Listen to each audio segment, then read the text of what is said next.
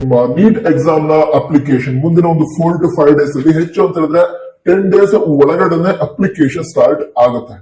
So application ಗೆ ಯಾವ್ಯಾವ documents ಬೇಕಾಗುತ್ತೆ, ಯಾವ್ಯಾವ ಫಾರ್ಮೆಟ್ ಅಲ್ಲಿ ಬೇಕಾಗುತ್ತೆ ಅದನ್ನ ಈ ವಿಡಿಯೋದಲ್ಲಿ ಎಕ್ಸ್ಪ್ಲೇನ್ ಮಾಡ್ತಾ ಇದ್ದೀನಿ. ನಂತರ ಎಕ್ಸಾಮ್ ಪ್ರಿಪರೇಷನ್ ಹೇಗ್ ನಡೀತಾ ಇದೆ, ಎಕ್ಸಾಮ್ ಪ್ರಿಪರೇಷನ್ ಚೆನ್ನಾಗಿ ಮಾಡ್ತಾ ಇರ್ತೀರಾ, ನಂತರ ಟೆನ್ಷನ್ ಕೂಡ ಆಗ್ತಾ ಇರುತ್ತೆ ಅಂದ್ಕೊಂಡಿದ್ದೀನಿ. ಯಾಕಂತ ಹೇಳಿದ್ರೆ ಈಗ ನನಗೂ ಕೂಡ ಕೆಲವು ವಿದ್ಯಾರ್ಥಿಗಳು ಪರಿಚಯದಲ್ಲಿ ಇದ್ದಾರೆ, ಲಾಂಗ್ ಟರ್ಮ್ ಮಾಡಿದವರು, ಹಾಗೆ ನೀಟ್ ಎಕ್ಸಾಮ್ ಪ್ರಿಪರೇಷನ್ ಮಾಡ್ತಾ ಇದ್ದವರು ತುಂಬಾ ಟೆನ್ಷನ್ ಮಾಡ್ಕೋತಾ ಇರ್ತಾರೆ, ಸ್ಟ್ರೆಸ್ ಆಗ್ತಾ ಇರುತ್ತೆ. ಆ ರೀತಿ ಏನಾದ್ರು ಆಗ್ತಾ ಇದ್ರೆ ಆದಷ್ಟು ರಿಲ್ಯಾಕ್ಸ್ ಆಗಿರಿ. ಅಂದ್ರೆ ಎಕ್ಸಾಮ್ ಪ್ರಿಪರೇಷನ್ಗೋಸ್ಕರ ಜಾಸ್ತಿ ಟೈಮ್ ಪ್ರಿಪರೇಷನ್ಗೋಸ್ಕರ ಇನ್ವೆಸ್ಟ್ ಮಾಡೋದಕ್ಕೋಸ್ಕರ ಸ್ವಲ್ಪ ಸ್ಟ್ರೆಸ್ ಫೀಲ್ ಆಗುತ್ತೆ. ಆದಷ್ಟು ಸ್ಟ್ರೆಸ್ ಅನ್ನ ಅಥವಾ ಟೆನ್ಷನ್ ಅನ್ನ ಕಡಿಮೆ ಮಾಡಿಕೊಂಡು ಪ್ರಿಪರೇಷನ್ ಚೆನ್ನಾಗಿ ಮಾಡಿ, ಎಕ್ಸಾಮ್ ಚೆನ್ನಾಗಿ ಆಗುತ್ತೆ. ಸರಿ, ಈಗ ಈ ಡಾಕ್ಯುಮೆಂಟ್ಸ್ ಬಗ್ಗೆ ತಿಳಿದುಕೊಳ್ತಾ ಹೋಗೋದಾದ್ರೆ ಮೊದಲಾಗಿ ಆಕ್ಟಿವ್ ಮೊಬೈಲ್ ನಂಬರ್ ಬೇಕಾಗುತ್ತೆ. ಸರಿನಾ? ಆಕ್ಟಿವ್ ಮೊಬೈಲ್ ಅಂತ ಹೇಳಿದ್ರೆ ಈಗ ಇನ್ಕಮಿಂಗ್ ಕಾಲ್, ಔಟ್ ಗೋಯಿಂಗ್ ಕಾಲ್ ಆ ರೀತಿ ಕರೆಕ್ಟ್ ಆಗಿ ಇರುವಂತಹ ಒಂದು ಆಕ್ಟಿವ್ ಮೊಬೈಲ್ ನಂಬರ್ ಇರಬೇಕು. ನಿಮ್ದೇ ಮೊಬೈಲ್ ನಂಬರ್ ಇರುತ್ತೆ, ಎಲ್ಲರ ಹತ್ರ ಮೊಬೈಲ್ ನಂಬರ್ ಇದ್ದೇ ಇರುತ್ತೆ. ಸೊ ನಿಮ್ದೇ ಮೊಬೈಲ್ ನಂಬರ್ ಯೂಸ್ ಮಾಡಿ. ಅಕಸ್ಮಾತ್ ನಿಮ್ಮ ಮೊಬೈಲ್ ನಂಬರ್ ಆಕ್ಟಿವ್ ಇಲ್ಲ ಅಂತ ಹೇಳಿದ್ರೆ ರೀಚಾರ್ಜ್ ಮಾಡಿದ್ರೆ ಬಹಳ ದಿನ ಆಯ್ತು. ಈಗ ಲಾಂಗ್ ಟರ್ಮ್ ಇರುವಂತಹ ವಿದ್ಯಾರ್ಥಿಗಳು ಮೊಬೈಲ್ ಜಾಸ್ತಿ ಯೂಸ್ ಮಾಡಲ್ಲ. ಸೊ ಆ ರೀತಿ ಎಲ್ಲ ಇದ್ರೆ ನಿಮ್ಮ ಪೇರೆಂಟ್ಸ್ ಮೊಬೈಲ್ ನಂಬರ್ ಇರುತ್ತೆ, ತಂದೆ ಅಥವಾ ತಾಯಿ ಮೊಬೈಲ್ ನಂಬರ್, ಅದನ್ನು ಯೂಸ್ ಮಾಡಬಹುದು. ಸರಿ, ನಾವು ಬೇರೆ ಮೊಬೈಲ್ ನಂಬರ್ ಯೂಸ್ ಮಾಡಬಹುದು, ಇದು ಪ್ರಾಬ್ಲಮ್ ಇಲ್ಲ. ಬಟ್ ಮುಂದೆ ಈ ಅಪ್ಲಿಕೇಶನ್ ಹಾಕಿ ಆದ ನಂತರ ಅಡ್ಮಿಟ್ ಕಾರ್ಡ್ ಬಂದಾಗ, ಹಾಗೆ ಎಕ್ಸಾಮ್ ಟೈಮ್ ಅಲ್ಲಿ, ಮುಂದೆ ಕೌನ್ಸಿಲಿಂಗ್ ಟೈಮ್ ಅಲ್ಲಿ ಆ ಮೊಬೈಲ್ ನಂಬರ್ ನಿಮ್ಮ ಬಳಿ ಇರಬೇಕು. ಆ ರೀತಿ ಇರುವಂತಹ ಮೊಬೈಲ್ ನಂಬರ್ ನ ಎಂಟರ್ ಮಾಡಿ. ಅಂದ್ರೆ ಫ್ಯಾಮಿಲಿ ಮೆಂಬರ್ಸ್ ಏನಿದ್ದಾರೆ ಅವರ ಮೊಬೈಲ್ ನಂಬರ್ ನ ಎಂಟರ್ ಮಾಡಿ. ನಿಮ್ಮದೇ ಮೊಬೈಲ್ ನಂಬರ್ ಇದ್ರೆ ತುಂಬಾ ಒಳ್ಳೇದು. ಸರಿ, ಹಾಗಿದ್ರೆ ಈಗ ಮೊದಲ ವಿಷಯ ಅಂತ ಹೇಳಿದ್ರೆ ಇಮೇಲ್ ಐಡಿ ಕೂಡ ಎಲ್ಲರ ಹತ್ರ ಇದ್ದೇ ಇರುತ್ತೆ. ಇಮೇಲ್ ಐಡಿ ಹಾಗೆ ಪಾಸ್ವರ್ಡ್ ಕೂಡ ನೆನಪಲ್ಲಿ ಇರಬೇಕು. ಸೊ ನಿಮ್ಮ ಇಮೇಲ್ ಐಡಿ ಏನಿದೆ ಅದನ್ನು ಕೂಡ ಅಪ್ಲಿಕೇಶನ್ ಹಾಕೋದಕ್ಕೆ ರೆಡಿ ಇಟ್ಕೊಂಡಿರಿ. ಪಾಸ್ವರ್ಡ್ ಕೂಡ ನೆನಪಲ್ಲಿ ಇರಬೇಕು. ಅಕಸ್ಮಾತ್ ಪಾಸ್ವರ್ಡ್ ಮರೆತೋಗಿದ್ರೆ ಪಾಸ್ವರ್ಡ್ ರೀಸೆಟ್ ಮಾಡ್ಕೊಂಡು ರೆಡಿ ಇಟ್ಕೊಳ್ಳಿ. ಅಕಸ್ಮಾತ್ ಇಮೇಲ್ ಐಡಿ ಇಲ್ಲ ಅಂತ ಹೇಳಿದ್ರೆ ಹೊಸ ಇಮೇಲ್ ಐಡಿಯನ್ನ ಕ್ರಿಯೇಟ್ ಮಾಡ್ಕೊಳ್ಳಿ. ಅದಂದ್ರ ಆಧಾರ್ ಕಾರ್ಡ್. ಈ ಆಧಾರ್ ಕಾರ್ಡ್ ಏನಿದೆ KCET ಅಪ್ಲಿಕೇಶನ್ ಸಂದರ್ಭದಲ್ಲೂ ಕೂಡ ಹೇಳಿದ್ದೆ ನಾನು. ಏನು SSLC ಮಾರ್ಕ್ಸ್ ಕಾರ್ಡ್ ಅಲ್ಲಿ ನಿಮ್ಮ ಡೀಟೇಲ್ಸ್ ಯಾವ ರೀತಿ ಇದೆಯೋ ಅದೇ ರೀತಿ ಆಧಾರ್ ಕಾರ್ಡ್ ಅಲ್ಲೂ ಕೂಡ ಇರಬೇಕು ಅಂತ. ಅಂದ್ರೆ ನೀಟ್ ಅವರು ಈ ಒಂದು ಕ್ರೈಟೀರಿಯಾವನ್ನ ಬಹಳ ಮೊದಲಿಂದಾನೇ ಇಂಪ್ಲಿಮೆಂಟ್ ಮಾಡಿದ್ರು. ಅಂದ್ರೆ ಕರ್ನಾಟಕ ಎಕ್ಸಾಮಿನೇಷನ್ ಅಥಾರಿಟಿ ಅವರು KCET ಅಪ್ಲಿಕೇಶನ್ ಈ ವರ್ಷ ಇಂಪ್ಲಿಮೆಂಟ್ ಮಾಡಿದ್ದಾರೆ. ಏನೇಳಿ SSLC ಮಾರ್ಕ್ಸ್ ಕಾರ್ಡ್ ಅಲ್ಲಿ ನಿಮ್ಮ ಡೀಟೇಲ್ಸ್ ಯಾವ ರೀತಿ ಇರುತ್ತೆ, ನಿಮ್ಮ ಹೆಸರಲ್ಲಿರುವಂತಹ ಸ್ಪೆಲ್ಲಿಂಗ್ ಆಗಿರಬಹುದು, ಡೇಟ್ ಆಫ್ ಬರ್ತ್ ಆಗಿರಬಹುದು, ಯಾವ ರೀತಿ ಇದೆ ಅದೇ ರೀತಿ ಆಧಾರ್ ಕಾರ್ಡ್ ಅಲ್ಲೂ ಕೂಡ ಇರಬೇಕು. ಈ ರೀತಿ ಆಧಾರ್ ಕಾರ್ಡ್ ರೆಡಿ ಮಾಡಿ ಇಟ್ಕೊಂಡಿರಿ. ನಂತರ ಆಧಾರ್ ಕಾರ್ಡ್ ಅಲ್ಲಿ ಏನಾದ್ರು ನಿಮ್ದು ಓಲ್ಡ್ ಫೋಟೋ ಇದೆ, ಚೈಲ್ಡ್ಹುಡ್ ಫೋಟೋ ಇದೆ, ಈಗ ನಿಮ್ಗೆ ನೋಡಿದ್ರೆ ಆಧಾರ್ ಕಾರ್ಡ್ ನೋಡಿದ್ರೆ ಎರಡು ಸೇಮ್ ಅಂತ ಅನ್ಸಲ್ಲ. ಆ ರೀತಿ ಅಂತ ಹೇಳಿದ್ರೆ ಫೋಟೋವನ್ನ ಅಪ್ಡೇಟ್ ಮಾಡಿಸಿ. ಮತ್ತೊಂದು ವಿಷಯ, ಅಪ್ಲಿಕೇಶನ್ ಸ್ಟಾರ್ಟ್ ಆಯ್ತು ಅಂತ ಹೇಳಿದ ನಂತರ ಅಪ್ಲಿಕೇಶನ್ ಸ್ಟಾರ್ಟ್ ಆದ ದಿನನೇ ಅಪ್ಲಿಕೇಶನ್ ಹಾಕ್ಬಿಡ್ತೀನಿ ಆ ರೀತಿ ಮಾಡೋದಕ್ಕೆ ಹೋಗ್ಬೇಡಿ. ಅಪ್ಲಿಕೇಶನ್ ಅಲ್ಲಿ ಯಾವ್ಯಾವ ಸ್ಟೆಪ್ಸ್ ಇದಾವೆ, ಯಾವ್ಯಾವ ಡಾಕ್ಯುಮೆಂಟ್ಸ್ ಅನ್ನ ಹೇಗೆ ಅಪ್ಲೋಡ್ ಮಾಡಬೇಕು, ಯಾವ ಫಾರ್ಮೆಟ್ ಅಲ್ಲಿ ಅಪ್ಲೋಡ್ ಮಾಡಬೇಕು, ಇದನ್ನೆಲ್ಲ ಕರೆಕ್ಟ್ ಆಗಿ ತಿಳಿದುಕೊಂಡು ಎಲ್ಲ ಡಾಕ್ಯುಮೆಂಟ್ಸ್ ರೆಡಿ ಇಟ್ಕೊಂಡು ಅದ್ರ ನಂತರ ಅಪ್ಲೈ ಮಾಡಿ.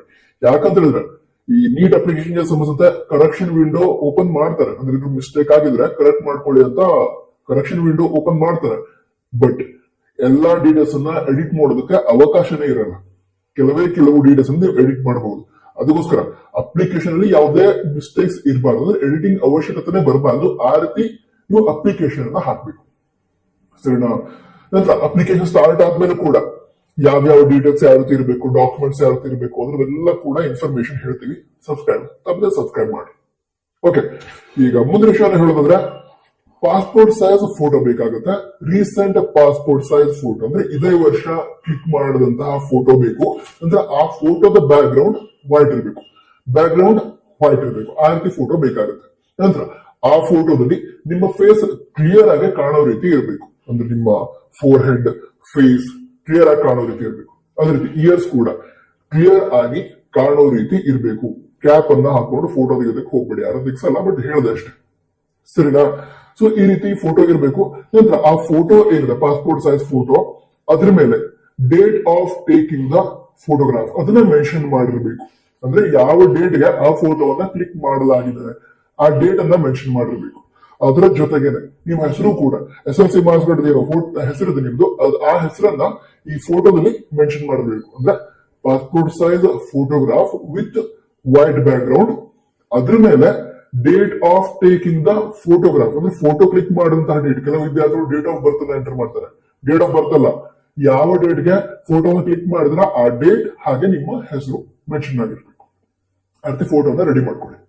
ಅದ್ರ ನಂತರ ಒಂದು ಪೋಸ್ಟ್ ಕಾರ್ಡ್ ಸೈಜ್ ಫೋಟೋ ಬೇಕಾಗುತ್ತೆ. ಈ ಪಾಸ್ಪೋರ್ಟ್ ಸೈಜ್ ಫೋಟೋ ಏನಿದೆ ಅದನ್ನ ಪೋಸ್ಟ್ ಕಾರ್ಡ್ ಸೈಜ್ ಅಲ್ಲಿ ಪಡೆದುಕೊಳ್ಳಿ. ಅದ್ರ ಮೇಲೆ ಕೂಡ candidate name, date of taking the photograph mention ಆಗಿರ್ಬೇಕು. ಅದನ್ನು ಕೂಡ ಅಪ್ಲೋಡ್ ಮಾಡೋದಿರುತ್ತೆ. ಓಕೆನಾ. ನಂತರ left hand, right hand, fingers and thumb impression, ಎರಡೂ ಕೈಗಳ ಫಿಂಗರ್ಸ್ ಹಾಗೆ ಥಂಬ್ ಇಂಪ್ರೆಷನ್ ಅದನ್ನ ಅಪ್ಲೋಡ್ ಮಾಡೋದಿರುತ್ತೆ. ಅದನ್ನ ಇಂಪ್ರೆಷನ್ ತೆಗೆದುಕೊಳ್ತೀರಾ, ನಂತರ ಅದನ್ನ ಫೋಟೋ ತೆಗೆದು ಅಪ್ಲೋಡ್ ಮಾಡ್ತೀರಾ. ಅದ್ರ ನೆಕ್ಸ್ಟ್ ಸಿಗ್ನೇಚರ್ ಕೂಡ ಅಪ್ಲೋಡ್ ಮಾಡೋದಿರುತ್ತೆ. ನಂತರ ಈಗ ಯಾವ್ಯಾವ ಡಾಕ್ಯುಮೆಂಟ್ಸ್ ಅನ್ನ ಹೇಳಿದೆ ನಾನು, ಯಾವುದು ಪಾಸ್ಪೋರ್ಟ್ ಸೈಜ್ ಫೋಟೋ, ಹಾಗೆ post card size photo, left hand, right hand, thumb and fingers impression ಅದು, ಹಾಗೆ ಸಿಗ್ನೇಚರ್, ಇವುಗಳನ್ನೆಲ್ಲ JPEG ಫಾರ್ಮೆಟ್ ಅಲ್ಲಿ ಅಪ್ಲೋಡ್ ಮಾಡೋದಿರುತ್ತೆ. ಓಕೆನಾ. ಈಗ ಮುಂದೆ ಹೇಳುವಂತಹ ಡಾಕ್ಯುಮೆಂಟ್ಸ್ ಏನಿದಾವೆ ಇವುಗಳನ್ನ PDF ಫಾರ್ಮ್ ಅಲ್ಲಿ ಅಪ್ಲೋಡ್ ಮಾಡಬೇಕು. ಯಾವುದು 10th or SSLC marks card, 10th ಅಥವಾ SSLC ಮಾರ್ಕ್ಸ್ ಕಾರ್ಡ್ ಅನ್ನ ಅಪ್ಲೋಡ್ ಮಾಡೋದಿರುತ್ತೆ. ನಂತರ ಈ ಅಪ್ಲಿಕೇಶನ್ ಒಳಗಡೆ 10th ಮಾರ್ಕ್ಸ್ ಕಾರ್ಡ್ ಅಂತ ಕೇಳ್ತಾರೆ, 10th ಸರ್ಟಿಫಿಕೇಟ್ ಅಂತ ಕೇಳ್ತಾರೆ.